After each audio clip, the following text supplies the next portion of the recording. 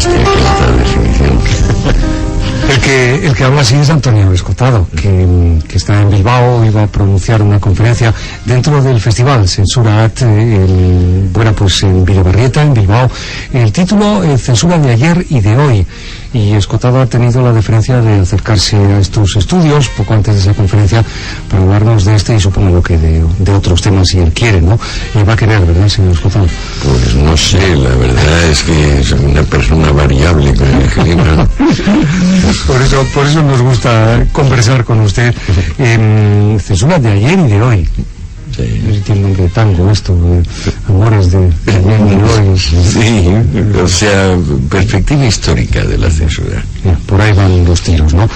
Por ahí va a orientar el discurso, porque de la censura yo voy hablando tanto que yo no sé si se pueden decir cosas nuevas. Yo no intento decir cosas nuevas, pero sí que es la simple secuencia de las medidas que se han tomado por los distintos censores en los últimos, digamos, 2500 años, sí es ilustrativa. Félix Linares nos acompaña en esta entrevista, como siempre. ¿Qué tal, Félix? Encantado de tener aquí a Antonio Escotado, que es alguien que, se ha caracterizado siempre por su claridad de visión. Así que seguramente iluminará un poco la censura, porque es necesario iluminarla. En todo caso, dice 2500 años, esto es, pues desde las invasiones persas a Grecia. ¿Ya había censura allí? Pues yo creo que sí. La verdad es que los griegos no, porque los griegos son una gente que amaban la igualdad y la libertad, pero todos los demás pueblos siempre han pretendido suplantar el entendimiento ajeno. La esencia de la censura es suplantar el entendimiento ajeno, por su bien, por supuesto, claro. O sea, le decimos a las personas que tienen que sentir, pensar, por su bien. Bueno, eso era hace 2500 años, pero me da la sensación de que hoy estamos, no sé si parecido o peor. Desde luego, por ejemplo, censurar Internet al nivel en que lo intentan los cubanos o los chinos es bastante más duro que lo que podían intentar los asirios en el siglo V antes de Cristo. ¿Cuál es la peor forma de censura, Antonio? Porque hay la que es común a las dictaduras, estamos hablando de censuras ya contemporáneas, ¿no?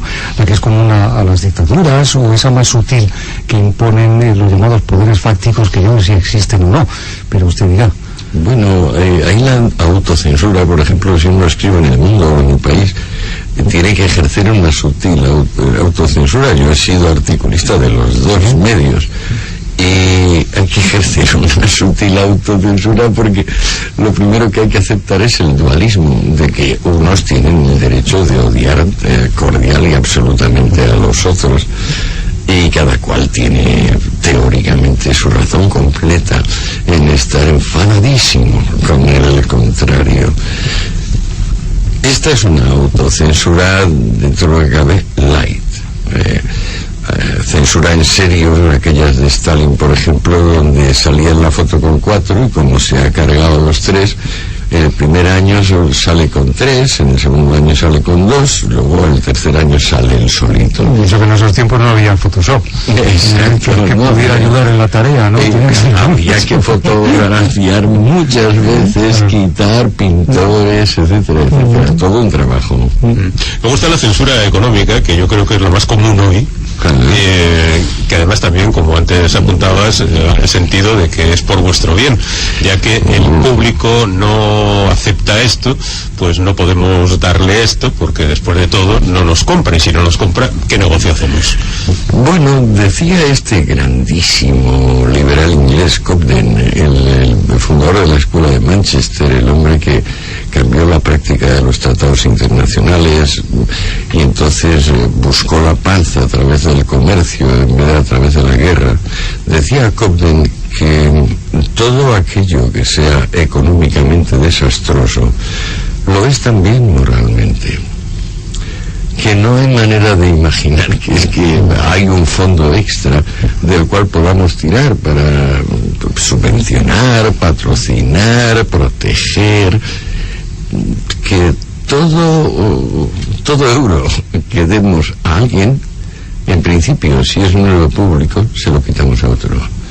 Lo mejor es no subvencionar a nadie y así no nos metemos en problemas. Bueno, hay territorios ahí, por ejemplo, el cine, que ahora está en jaleo, porque si gana el PP en las próximas elecciones, va a retirar la obligación a las televisiones privadas de subvencionar al cine, pero bueno, se iría con un 6%, me parece que es la vigente, ¿no? Un 5. Me parece que lo subieron al 6. Sí, bueno, pues lo van a quitar del todo y se lo van a dejar solo a Televisión Española para que siga pagando el erario público. Sí. Pero bueno, quiero decir que, por ejemplo, este tipo de cosas, el que paga manda, al fin. Bueno, el que compra manda. Lo que hemos pasado en la humanidad es de una soberanía del productor, que es lo que fue el mundo gremial de la Edad Media, a una soberanía del consumidor, que es lo que vino con la Revolución Industrial a finales del siglo XVIII aproximadamente.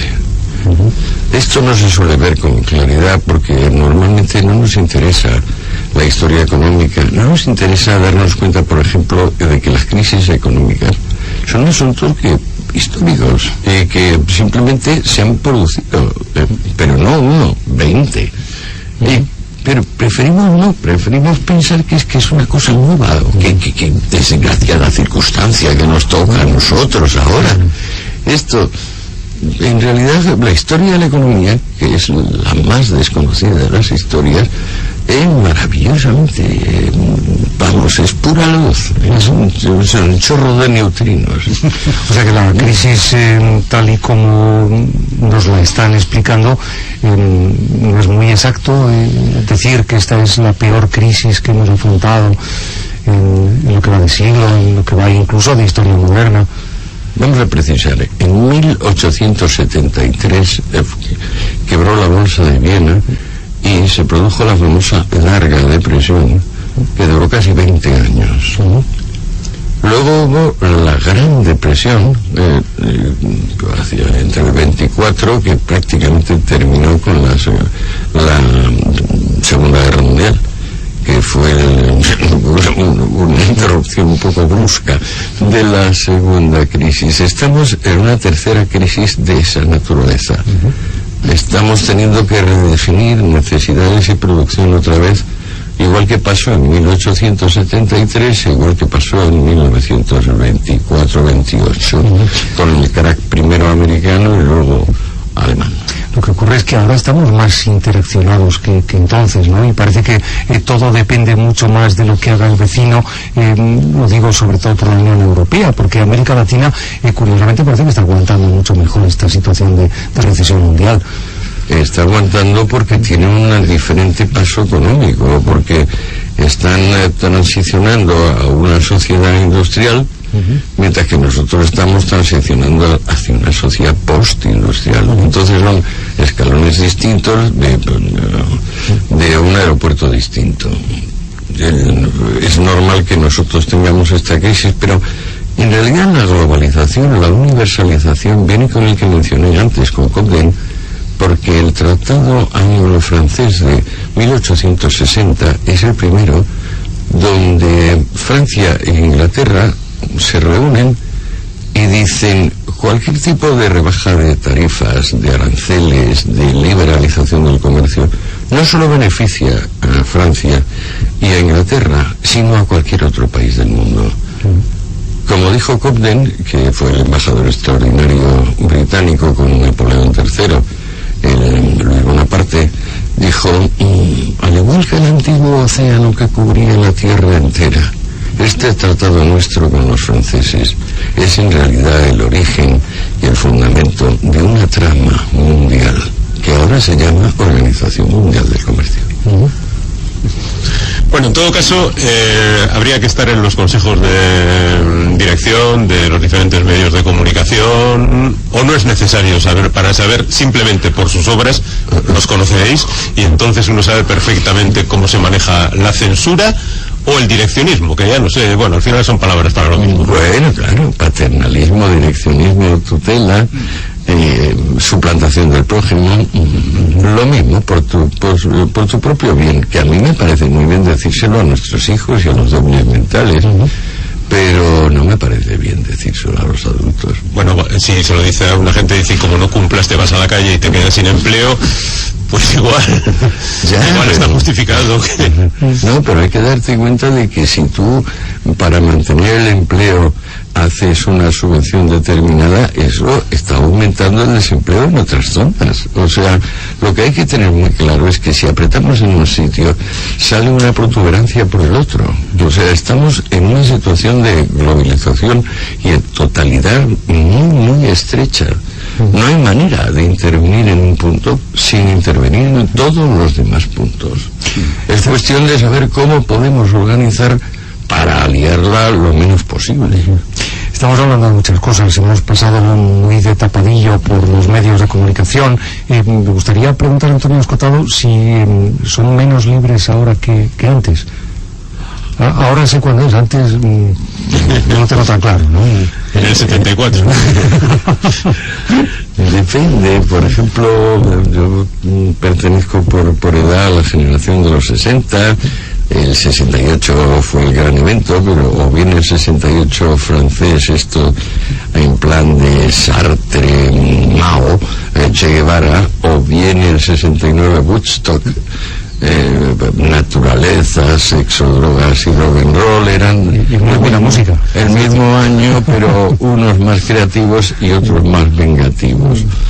Y yo pertenezco a ese tiempo y recuerdo, aunque el público rara vez lo recuerda, que esas ilusiones juveniles acabaron, pues bueno, desencadenando nueva música, nueva ropa, nuevos gustos. Digamos que los hippies tuvieron un éxito increíble desde el punto de vista de la estética, pero como eran tontorrones en política y en religión, pues ahí no tuvieron ningún éxito, porque era una bobada tras la otra. Aquí un gurú y allí unas escayolitas y unas hebillitas para vender en el mercado de las pulgas. Pero en la zona mayo del 68 esa se enfadó mucho, y de ahí partió Brigadas Rojas, italianas, la fracción del Ejército Rojo, Baader-Meinhof, ETA, potenciación del IRA y sobre todo la FLP Palestina, y con unos centenares de millones de dólares que le daban los, pues eso, Gaddafi, Saddam Hussein, el personal que había entonces, movilizó el mundo. Yo pertenezco a ese instante de la historia donde no estaba claro que ser terrorista no fuese un deber de las personas honradas. Fortunadamente yo no me metí, pero de milagro. Ya que ha mencionado el asunto de las drogas, siempre se relaciona a Antonio Escotado con las drogas, porque escribió un magnífico libro donde dejaba más o menos bien claras las cosas. Como no tenemos mucho tiempo para repasar justamente ese libro y otras muchas historias, ¿nos puede decir hasta qué punto la droga ha creado un nuevo idioma y unas nuevas costumbres que en su última instancia sería, por ejemplo, la ley del tabaco? Pues sí, ese es un tema, es como una distorsión psicótica, una demencia legitimada institucionalmente. Entonces ahí se pueden decir todo tipo de disparates, y vale, porque es el campo donde antes, por ejemplo, reinaba el teólogo o reinaba el político absolutista. Ahora el político y el teólogo han retrocedido, no se atreven a... Pero sin embargo el politólogo, tratador de toxicómanos, se está viendo un poco y cada vez tiene más poder. Se dicen increíbles banalidades, falsedades, pero bueno, las personas lo quieren, lo desean, porque no, pues que tengan lo que busquen. Hombre, yo no sé qué es lo que habría que hacer en este y en otros muchos casos en el mundo, ¿no? Pero lo que sí que está claro es qué es lo que está sucediendo con el actual estado de cosas, ¿no? Y qué es lo que está pasando en México, qué es lo que está pasando en Colombia, qué es lo que está sucediendo en Estados Unidos, también en Europa, ¿no? Y veo que es un asunto que no está en absoluto resuelto, sino mucho menos, ¿no? Parece que se enmaraña cada vez más. Por tanto, haría falta otro ángulo desde el que observarlo, ¿no? Otra perspectiva. Pero lo que ha acontecido es sencillamente que las drogas han crecido exponencialmente. Había un alcaloide demandado, ahora hay 100. También ha crecido por 100 el número de usuarios, y esperaríamos que se hubiera multiplicado por 100 el número de sobredosis. Pues no, la verdad es que no. O sea, esto ha sido muy decepcionante. En los años 80 yo recuerdo discutiendo en la tele con Barrio Nuevo, con el ministro de Exterior, del interior decía, no, todos los años mueren miles de yonkis y el 80% de los delitos están motivados por síndromes abstinenciales, etcétera. Ahora tenemos más consumidores y ya no se roban las farmacias. Aquel famoso señor que blandía una agujita diciendo, tengo el SIDA y te voy a pinchar si no me das el dinero. Eso se acabó. Los ataques a las farmacias se acabaron. Lo que pasa es que la venta de los poblados gitanos de heroína se mantiene multiplicada. Pero y aún así, claro, la heroína es una droga que ha perdido prestigio en gran medida. Pero imagínate lo que es el pastilleo de la gente joven de los últimos 20 años. O sea, a mi juicio, no sé cómo la gente joven no ha muerto debido a los increíbles abusos que realiza de drogas. Ahora se puede tomar un par de pastillas de éxtasis, varias copas, medio gramo de cocaína, unas líneas de ketamina, al fin, que es un anestésico animal brutal al final de la noche, y no muere. Y yo digo, ¿cómo es posible? En mi generación se moría. O sea, creo que se ha producido una mutación darwiniana, una evolución biológica muy rápida, y entonces tenemos más capacidad de aguante que la que había en mi tiempo. En todo caso, no lo estamos haciendo nada bien. La cosa está francamente complicada y evidentemente yo entiendo que uno de los problemas que tenemos es la definición de qué es droga. Hasta que esto no esté claro, evidentemente no hay nada que hacer, ¿no? Es como la definición de Dios, ¿no? La definición de Dios no es como la definición de Dios. Tiene las mismas dificultades conceptuales. Galeno y Hipócrates, que son los fundadores de la medicina científica, ya dijeron la definición perfecta, que es aquella cosa que en pequeñas cantidades afecta más que el alimento. Esa es la única definición conceptual que hay de droga. Pero luego, como se ha convertido en un asunto político, teológico, moral, entre las personas, los buenos se abstienen, los malos no se abstienen, etcétera, etcétera. La humanidad siempre ha tenido esto de ir caminando por acantilados y decir que aquí está el mal y aquí está el bien, y elige, como decía Francisco Pizarro a los 13 de la fama. Bueno, este tipo de memez, pero sigue cosechando su éxito. Lo que está claro es que la guerra a las drogas se ha terminado hace mucho tiempo, salvo en México, en Colombia o en Tailandia, o los 30 y tantos países que tienen pena de muerte para el tráfico de drogas, que eso quiere decir, el tráfico de drogas lo hace el Estado, aficionado a abstenerse, salvo en esos 38 países que hoy tienen pena de muerte para el asunto, de que están corrompidos de arriba abajo. En los demás la guerra a las drogas se ha terminado. En España no hay guerra a las drogas. La policía por la ley por fuera multa a la gente y fastidia, pero la guerra a las drogas...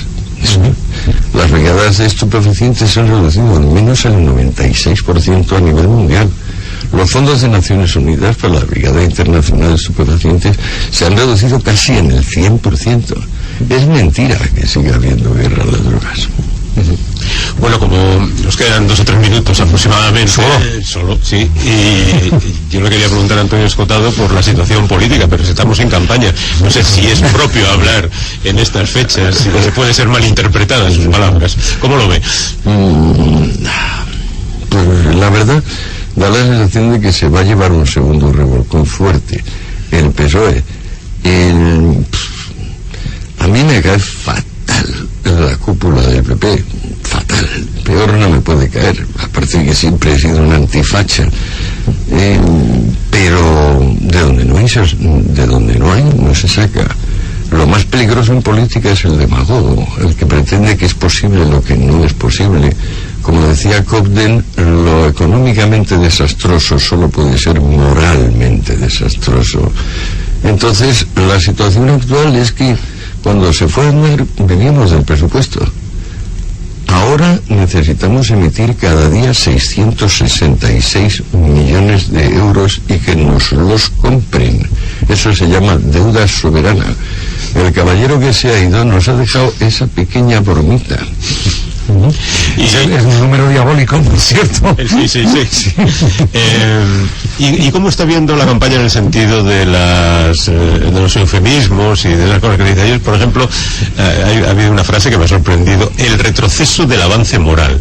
No sé cómo calificar semejante frase, pero la verdad es que me ha dejado impactado. Pero bueno, en líneas generales, ¿cómo ve esas frases que se utilizan en campaña para ocultar lo que ocurre, para decir lo que no es, para etcétera, etcétera? Yo es que no lo he oído. Mis amigos, cuando acabó el debate, me llamaron, el uno a decir esto y el otro a decir el otro, y ¿cómo no lo has visto, Antonio? Pues ¿cómo voy a ver yo semejantes mamarrachadas? O sea, ya bastante tengo con las bobadas de la vida para escuchar a dos mintiendo sin parar, porque todo el mundo está pensando en qué pensará el otro. Y lo más gracioso es que nadie dice lo que piensa, sino es que si digo tal, el otro va a decir cuál. Hombre, por Dios, no me toque las narices. Dejamos de hablar de política, obviamente. Y yo sé que sí dejamos de hablar. Sí, y yo lo único es preguntarle tan solo a Antonio Escotado: ¿sigue usted siendo profesor en la UNED? Soy jubilado, acabo de jubilarme hace el mes pasado. Enhorabuena, ¿no? Los profesores se llaman eméritos, que es una cosa así. A mí mi departamento no me ha hecho emérito, ha votado en contra de mí. En todo caso, está con algún proyecto, algún libro, el último suyo, Los enemigos del comercio de 2008, ¿no? Sí, pero lleva unos añitos. Estoy a punto de publicar el tomo 2, que va a ser tremebundo, y va a salir un tomo 3. ¿Ah, sí? Es una historia del comunismo como nunca se ha escrito. Una historia del comunismo más larga que la historia de las drogas. Rondará las 2000 páginas. Pero es que el comunismo necesita que se aclaren bien hasta qué punto es consustancial a la especie humana unas personas que buscan la igualdad por un lado muy raro, porque digamos los liberales queremos la igualdad de oportunidades, la igualdad de condiciones, pero otros quieren la igualdad, por ejemplo, de vestuario, la igualdad de credo, la igualdad de pensamiento o la igualdad de nariz. Pues no nos gusta. O sea, para nosotros es sagrada la libertad y la igualdad, pero una libertad y una igualdad de oportunidades, no una igualdad de sueldos. El que quiera más, esta misma tarde en la biblioteca de Videbarrieta, y organizado dentro de este festival Censura AT, Antonio Escotado está ahí ofreciendo esa conferencia con el título de Censura de ayer y de hoy. Seguro que se hablan de más cosas en esa reunión. Antonio Escotado, muchas gracias, un placer siempre. Muy bien. Cuando saque usted su libro, le esperamos, ¿no? Muchas gracias. Vamos a hablar de él. Saldrá. Hasta pronto.